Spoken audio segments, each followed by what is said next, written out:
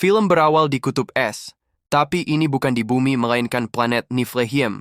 Ya, ini Mickey, seorang tumbal proyek yang dikiria sudah mati oleh rekan kerjanya yang jatuh di bawah runtuhan es.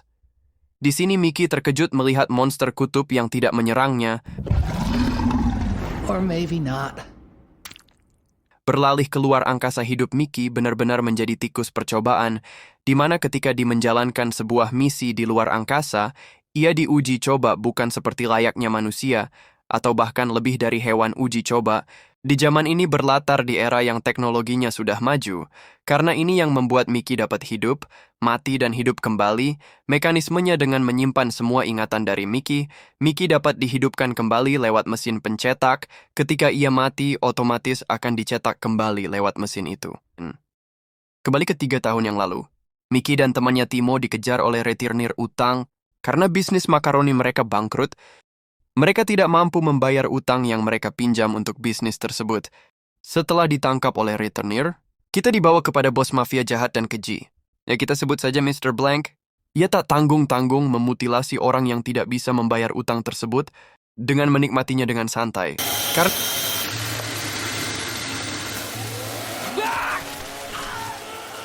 Karena hal tersebut, Mickey terpaksa harus menjadi relawan koloni luar angkasa yang disponsori oleh Marshall untuk mencari kehidupan di luar bumi. Karena Mickey tidak punya skill apapun dan juga tidak membaca penuh isi dari formulir tersebut, ia terpaksa mendaftar untuk menjadi relawan korban project. Berbeda nasib dengan temannya Timo, ia dipilih menjadi pilot karena keahliannya. Setelah Mickey diajak masuk ke dalam laboratorium, ia dijelaskan mengenai mekanisme alat printer manusia. Ketika ia mati, otomatis alat printer tersebut mencetak ulang tubuh Mickey. Sebelum memulainya, Mickey diminta untuk dilakukan scanning kepada ingatannya untuk diunggah ke hard disk agar ketika dihidupkan kembali, Mickey masih mempunyai ingatannya kembali. Di selang waktu istirahat, karena ia adalah relawan korban project, ia dibatasi untuk mengambil makanan lebih banyak. Tak lama kemudian Marshall dan istrinya Yeleva masuk dan memberi informasi mengenai misinya untuk mencari kehidupan yang layak selain di bumi. Marshall mengumumkan kepada semua relawan tersebut bahwa untuk jatah makan, minum, bahkan berhubungan badan, itu dibatasi karena efisiensi budget mereka punya. Di sisi lain, Mickey jatuh cinta pada pandangan pertama kepada gadis yang kita sebut Nasha. Nasha menjadi orang yang selalu ada untuk Mickey, bahkan mereka sudah menjalin hubungan sebagai On kekasih. day one, of this long journey.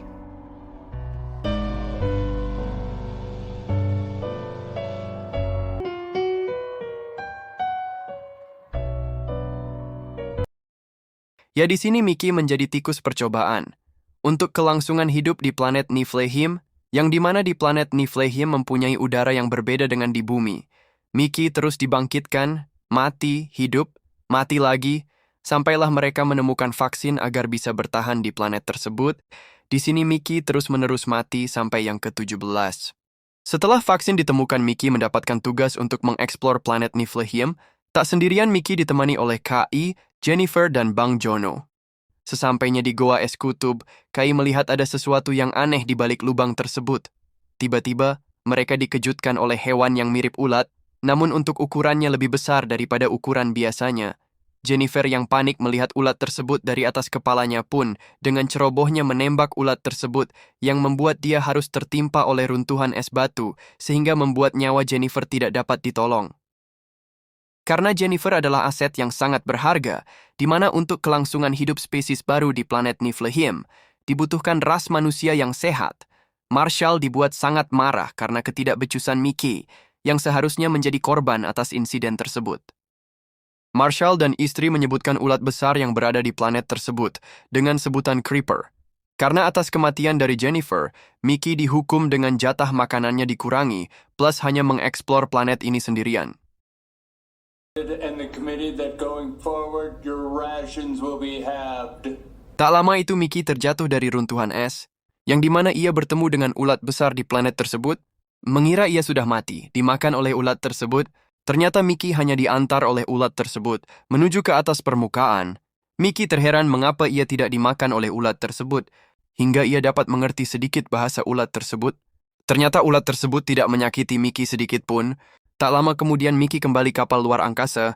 Di sini mereka tidak hanya mencari atau mengeksplor planet Niflheim, di mana Marshall menyuruh anak buahnya untuk mencari batu untuk dijadikan bahan eksperimen. Setelah Mickey kembali ke kamarnya, tak lama kemudian Mickey menyadari bahwa ada kembaran dirinya di kamar tersebut.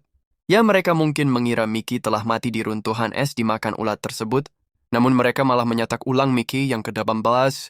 Menyadari peraturan bahwa tidak boleh ada gandaan di antara mereka, Mickey 18 berinisiatif membunuh Mickey yang ke-17. Mickey 18 melemparkan barbel yang menyebabkan Mickey ke-7 pingsan. Setelah dibawa ke tempat pembuangan, Mickey 17 bangun dan memegang sebuah barbel di tangannya. Menyadari hal itu, Mickey ke-18 dengan sigap berputar arah dan ingin memasukkan Mickey 17 ke dalam cairan magma. Setelah hampir dimasukkan ke dalam cairan magma tersebut, Mickey ke-17 bernegosiasi dengan Mickey ke-18 bahwa setelah ia mati tidak akan lagi Mickey ke-17 yang akan melanjutkan hidup. Menyadari bahwa Mickey yang ke-18 terus-menerus hidup dan mati, ia mulai berpikir itu masuk akal. Meskipun Mickey 17 dan 18 adalah orang yang sama, namun mereka mempunyai sifat yang 180 derajat berbeda. Mickey ke-17 adalah orang yang penurut, baik, dan pengecut. Sedangkan Mickey ke-18 mempunyai sifat yang pemberani, egois, dan juga licik.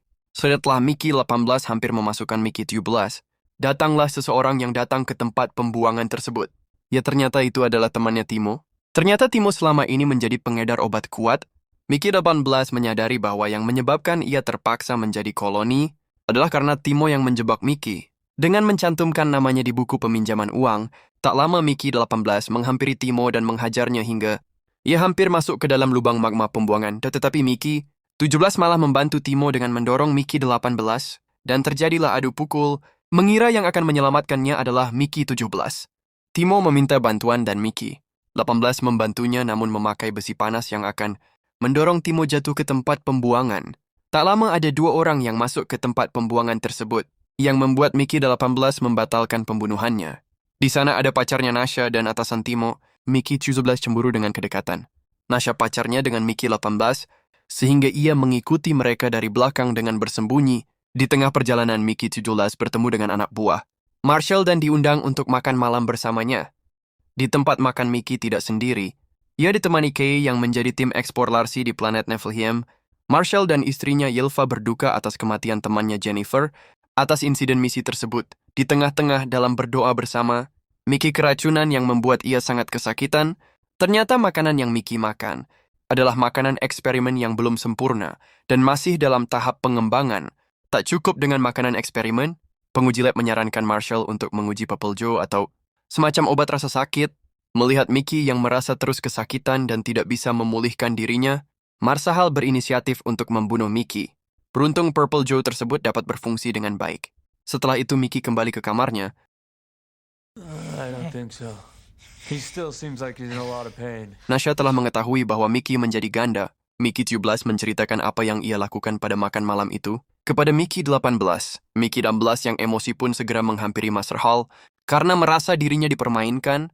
Di tengah acara peresmian batu dari planet Niflheim, ternyata ada creeper yang tiba-tiba muncul dari batu tersebut, yang membuat Mickey 18 gagal untuk menembak Marshall. Suasana dibuat kacau oleh kedatangan creeper.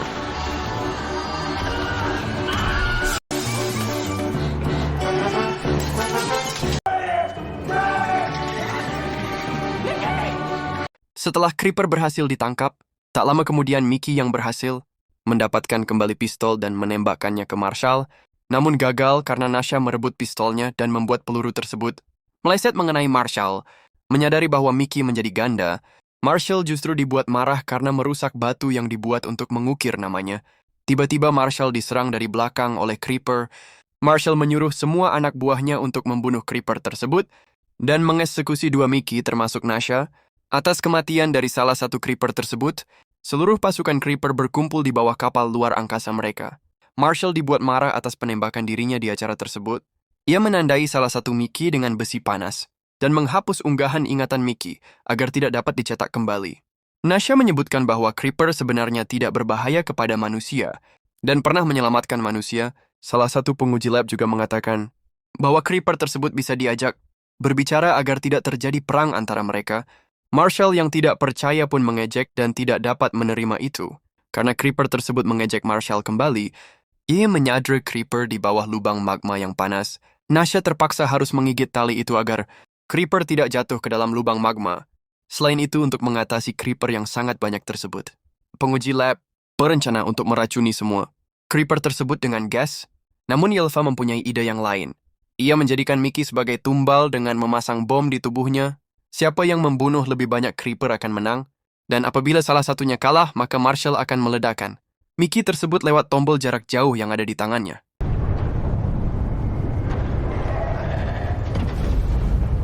Sebelum pergi, Dorothy memanggilnya. Ia memberi Mickey alat penerjemah bahasa creeper agar dapat berkomunikasi dengan creeper. Mickey mencari ketua dari creeper tersebut. Dengan alat penerjemah bahasa creeper tersebut, Mickey dapat berkomunikasi dengan Ratu Creeper tersebut. Mickey menyarankan creeper tersebut untuk mundur. Jika tidak, Marshall akan menyemprotkan gas beracun yang membuat para creeper musnah. Ratu Creeper tidak mempedulikan hal tersebut. Creeper hanya meminta keadilan. Jika ingin damai, ia harus mengorbankan satu nyawa manusia dan mengembalikan bayi creeper tersebut. Menyadari hal aneh tersebut, Marshall mulai percaya bahwa manusia dapat berkomunikasi dengan creeper. Asisten Marshall menyarankan ia untuk dapat berkomunikasi langsung dengan Ratu Creeper tersebut, agar ia dikenang sebagai pahlawan dan juga menaikkan pamor atau branding dirinya. Tak pikir lama, Marshall langsung turun ke bawah bersama dengan anak buahnya. Di sisi lain, Mickey mengisyaratkan kode ke arah kamera, namun hanya Nasha yang dapat mengerti kode isyarat tersebut. Setelah Ylva lalai, Nasha langsung menguncinya menggunakan kaki, yang dapat membuat Ylva mati dalam satu gerakan. Pak militer pun menuruti perintah dari Nasha agar menyerahkan bayi creeper kepada induknya. Ylva masih sempat ingin menjatuhkan bayi creeper tersebut ke dalam lubang magma, namun ia malah melukai Pak militer. Ylva mengancam Pak militer, tetapi kejahatan yang ia lakukan sudah direkam oleh Pak militer, yang membuat Ylva tidak bisa berkata-kata. Di badai es yang dingin, para creeper telah menyadari bahwa Ratu Creeper akan menjadi sasaran utamanya. Namun mereka tidak sebodoh itu. Untuk melindungi Ratu Creeper, mereka membuat formasi yang menyerupai bentuk Ratu Creeper. Di sini Marshall dibuat kebingungan. Tak ada lagi cara selain cara barbar. Mickey 18 menyampaikan perpisahannya kepada Mickey 17. Ia bertarung sendirian dengan melompati dan masuk ke dalam tank milik Marshall. Mickey 18 mengorbankan dirinya dengan meledakkan tombol yang berada di tangan Marshall. Yeah, I'm afraid. Come to me, my boy.